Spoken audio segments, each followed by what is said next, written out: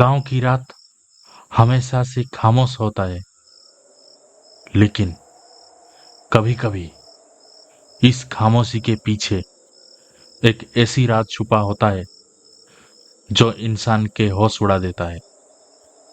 कहते हैं इस गांव के किनारे पर एक छोटा तालाब है और उस तालाब के पास रात को एक लड़की दिखाई देता है। जिसने भी उसे देखा, उसका दिल में उस लड़की का तस्वीर बैठ जाता है। एक दिन शहर से एक नया लड़का गांव आया। उसका नाम अर्जुन था। अर्जुन शहर का था, पर उसे गांव के जिंदगी समझना था, इसलिए वो इस गांव में आया था। एक रात जब वो तालाब के पास से गुजर रहा था, उसने पहली बार उस सफेद साये को देखा।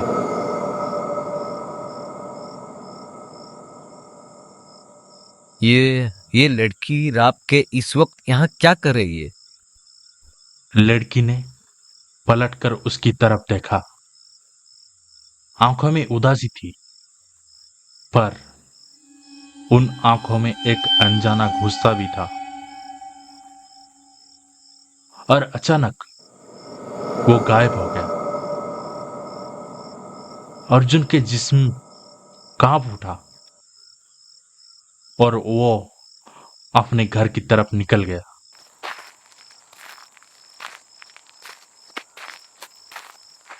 अगले दिन उसने गांव वालों को सब बताने की कोशिश की, पर सबने उसका मजाक उड़ाया। ओ शहर के लड़के, तुम्हें तो भूत प्रेत ही दिखाई देते रहेंगे इस गांव में। जब अर्जुन गांव वालों को लड़की के बारे में बता रहा था, वो लड़की वहीं पर मौजूद थी, लेकिन गांव वाले को कुछ पता नहीं था। लेकिन अर्जुन को सब कुछ पता था।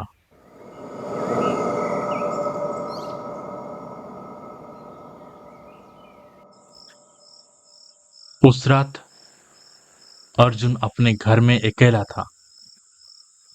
दरवाजे अंदर से बंद था, लेकिन उसके दिल में डर का माहौल था। उसने खुद से कहा, बस बस वो भूतनी मेरे पास ना आए। और तभी दरवाजे पर एक आवाज आई, जैसे कोई दरवाजा ठोक रही हो। और अर्जुन का खून जम सा गया। धीरे धीरे से दरवाजा खोला, पर वहां कोई नहीं था।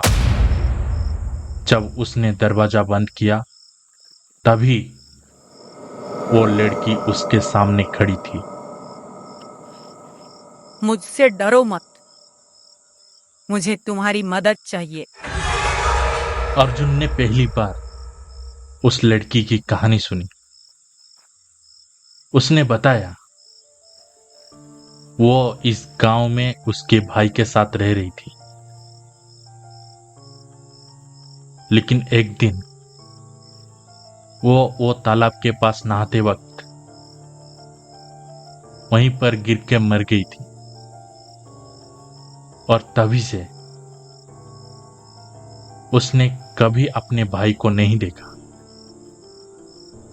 और तब से वो इंसानों के बीच एक इंसान बनकर घूमती थी, उसके भाई को ढूंढती रहती थी। मेरा छोटा भाई मुझे छोड़कर कहाँ चला गया? मैंने उसकी आखिरी मुस्कान भी नहीं देख पाई। अर्जुन का दिल भर गया। उसने वादा किया वो उसका भाई को ढूंढने में मदद करेगा। और ये सब सुनने के बाद वो भूतनी वहां से गायब हो गई।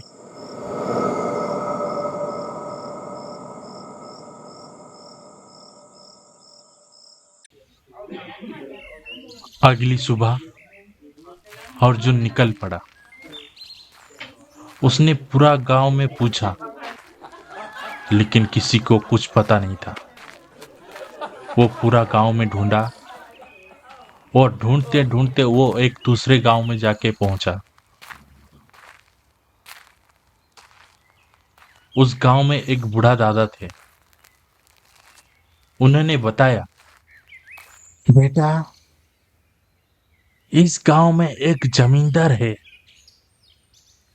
जिसके पास एक छोटा सा लड़का काम करता है। शायद वो लड़का वही है जिसको तुम ढूंढ रही हो। गांव वाले अर्जुन को बताया कि वो जमींदार बहुत जालिम है। वो बिना दया के बच्चों को दिन भर काम कराता है।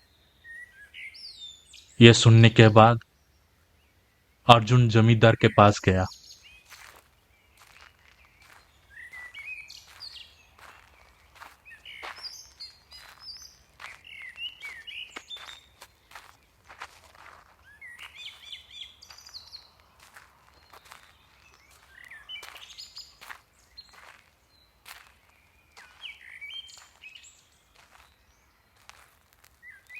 वो लड़का को छोड़ दो, उसका हक है आजादी।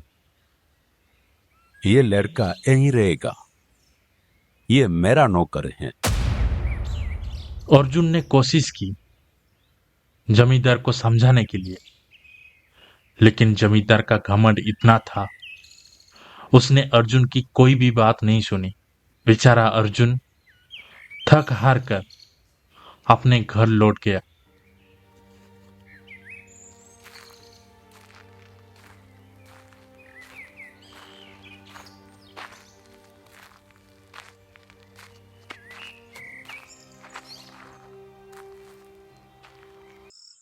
उस रात अर्जुन के घर पर से सफेद रोशनी चमकी। भूतनी सामने आया। उसने गुस्से से पूछा, क्या तुमने उसे देखा? मेरा भाई मिल गया? अर्जुन खामोश रहा, पर फिर उसने सच बताया। जैसे ही उसने कहा कि लड़का जमींदार के जुल्म के नीचे दबा हुआ है, भूतनी की आंखों में आग सी जल उठी और भूतनी वहां से गायब हो गई। उसी रात के बाद अर्जुन ने कभी उस भूतनी को नहीं देखा, ना दिन में ना रात में।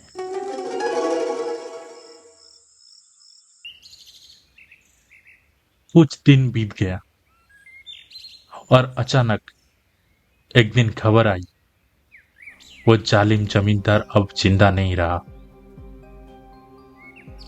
किसी को नहीं पता क्या हुआ, बस उसके घर से एक चीख की गूंज सुनाई गई थी। और जब लोग वहां गए तो वहां पर कोई नहीं था।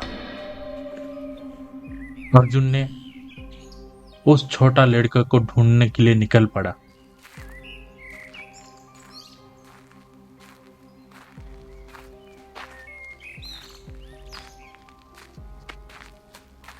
वो लड़का मंदिर के पास बैठकर रो रहा था।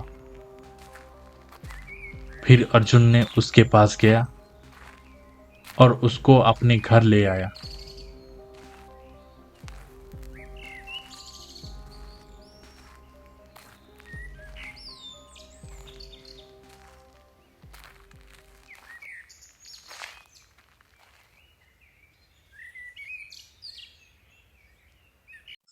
उसे खाना खिलाया, अपने पास सुलाया और तभी एक सफेद रोशनी से कमरा भर गया।